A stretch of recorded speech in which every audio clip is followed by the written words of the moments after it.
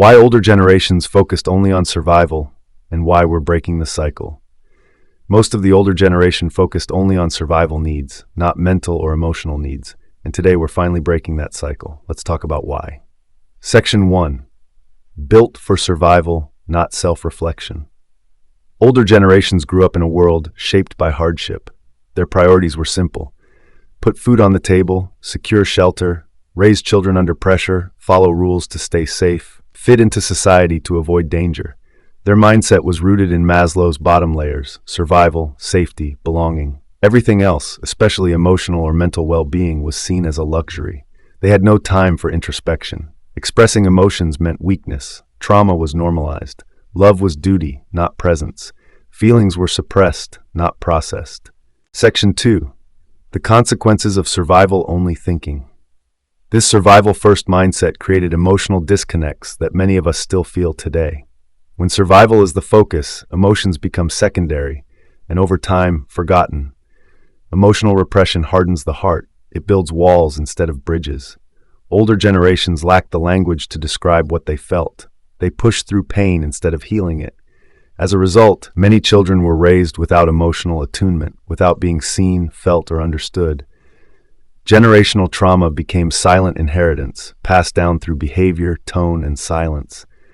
What they couldn't express, we're now learning to face. Section 3. A new generation, a new evolution. Today's generation lives at a different evolutionary stage. We don't want to just survive. We want to live fully. We're not being dramatic. We're evolving. Younger generations are focused on healing emotional patterns, understanding mental health, and breaking generational trauma. We seek meaning over survival, connection over compliance, consciousness over conditioning.